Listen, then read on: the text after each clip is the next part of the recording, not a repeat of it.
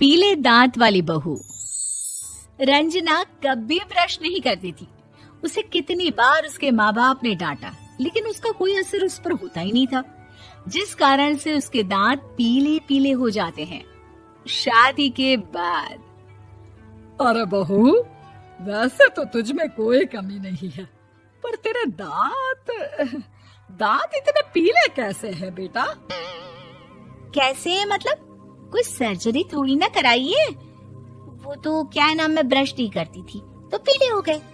अब क्या करूं? आप कहें तो लाल करवा लूं या फिर काले? यार ये क्या है, क्यों माँ से लड़ रही हो? लड़ रही हूँ? अरे मैं लड़ रही हूँ या ये बोल रही है कि दांत पीले हैं, पीले। अरे तपस्या थोड़ी ना की है इन्हें पीले करने के लिए। बकायदा ब्रश नहीं किया है 20 साल तक, तब जाकर। छी, कैसी बात कर रही हो? ये उस वक्त तो पीले नहीं थे जब हम लोग तुम्हें देखने आए थे। अरे तब साफ करवा लिया होगा डेंटिस्ट के पास जाकर। अब देखो कैसे पीले पीले लग रहे हैं। रंजना सास की तरफ गुस्से से देखती है। फिर शुरू हो गई पीले पीले पीले। अरे पीले तो तब भी थे जब मेरे हाथ का रसगुल्ला उड़ा उड़ा कर खा रही थी और बोल रही थी, लड़की नहीं गुणों का खजाना दे रहे भाई साहब आप। खैर, अब वो लोग करते भी तो क्या करते, पीले दांत वाली बहू पल्ले पड़ी थी तो झेलना तो था ही। एक दिन कीर्तन में रंजना गाना गा रही थी। अरे कमला बहन, माँ का द्वार है, यहाँ तो सब शुद्ध होकर आते हैं, फिर अपनी बहू को ब्रश भी नहीं करवाती तुम। दूर से पीले पीले दांत भक्ति में बाधा उत्पन्न कर रहे हैं। अरे कोई 2 साल के बच्ची थोड़ी ना लेकर आई हूँ मैं बहू बनाकर। अच्छी खासी लड़की है, अरे कैसे करवाऊं ब्रश? ये तो उसे खुद करना चाहिए ना। अब माँ बाप तो इसके जैसे तैसे निपटा दिए, ये नहीं सोचा कि सास कैसे संभालेगी। सास बहू को लेकर घर आ जाती है, लेकिन सोच लेती है कि अब इसे लेकर कहीं नहीं जाएगी। अगले रोज बहू कहती है, अरे क्या हो गया, मंदिर नहीं जाना क्या? कीर्तन का वक्त हो रहा है। मेरी मधुर वाणी से कान्हा जी जागते हैं और सोते हैं। आप तो जानती है ना उनकी भक्ति में कितना मन लगता है मेरा। वो क्या है ना, तबीयत ठीक नहीं लग रही है मेरी, आराम करूंगी मैं। तबीयत ठीक नहीं लग रही? अभी तो मिथुन के गाने पर नाच रही थी आप, और अब बोल रही है कि तबीयत ठीक नहीं लग रही। अरे भक्ति में मन लगा लो सासू माँ, ऊपर जाना है, क्या मुंह दिखाओगी आप? हाँ? सास को बहू की बात पर गुस्सा आ जाता है। मैं क्या मुंह दिखाऊंगी, इसकी चिंता तो ना कर, समझी? अपने मुंह की चिंता कर, जो ये पीले पीले दांत लेकर हर जगह पहुंच जाती है। पता है लोग कितना मजाक बनाते हैं। ना जी ना, मैं नहीं जाना कहीं तेरे साथ। तो ये बात है। कोई ना, मत जाओ, मैं अपने कमरे में ही बैठकर भक्ति कर लूंगी। ऊपर वाला दांत थोड़ी ना देखता है, मन देखता है, भावना देखता है। और अरे बस बस, तू सब कुछ दिखा, बस ये सफेद चमकदार दांत ना दिखाना किसी को, है? जा यहाँ से। बहू को सास की बात का कोई फर्क नहीं पड़ता, वो तो जैसी थी वैसी ही रह जाती है। सुबह नहाकर किचन में खाना बनाना, फिर खाना खाना, कीर्तन भजन करना और सो जाना। एक दिन, माँ जी मैं सहेली के घर जा रही हूँ, शाम को लेट आऊंगी। हाँ हाँ तो जाना, मैंने कौन सा तेरी आरती करनी है घर पर बैठकर।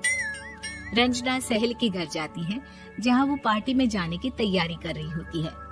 अरे शिखा, कहाँ जाने की तैयारी कर रही है?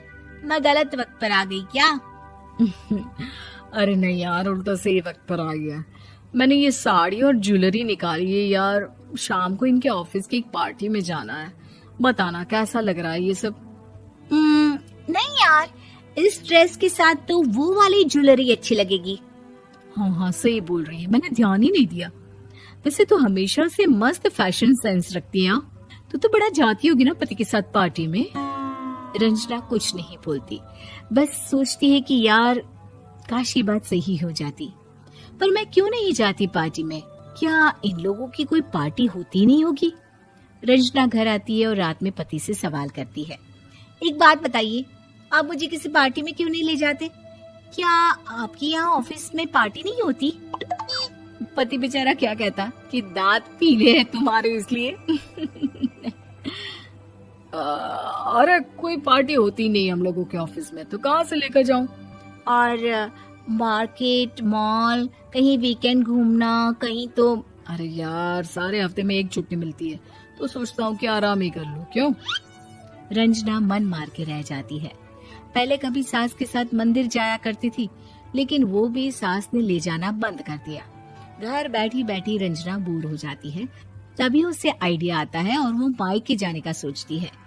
सासू माँ, 2 दिनों के लिए मम्मी के घर जा रही हूँ। अच्छा ठीक है, आराम से जा। और हाँ, माँ से कुछ अच्छी आदत सीख कर आना कि कैसे शरीर के हर भाग की तरह दांतों की सफाई भी जरूरी होती है, समझी? शुरू हो गई ना आप।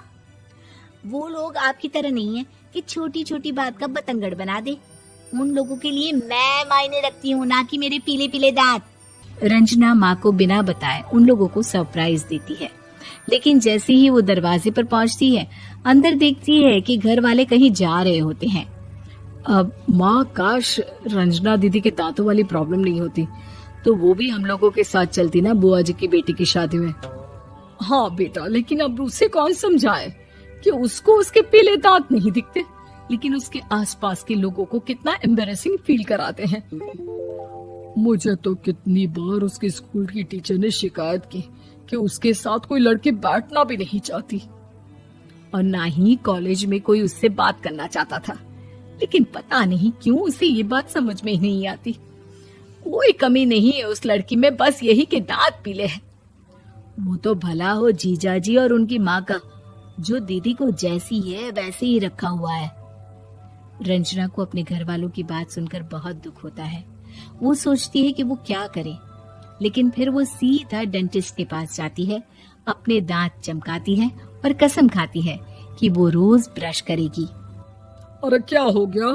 तुम तो 2 दिनों के लिए गई थी ना, पर कोई ना, अच्छा है, चलो आ गई तो। रंजना सास के सामने आकर खड़ी हो जाती है और पूरी स्माइल करती है, उसके चमकदार दांतों को दिखाती हुई। हैं? चले मंदिर। माँ, मुझे माफ कर दीजिए, मैंने आप लोगों को बहुत एम्बैरेसिंग फील करवाया। मैं आज से रोज ब्रश करूंगी।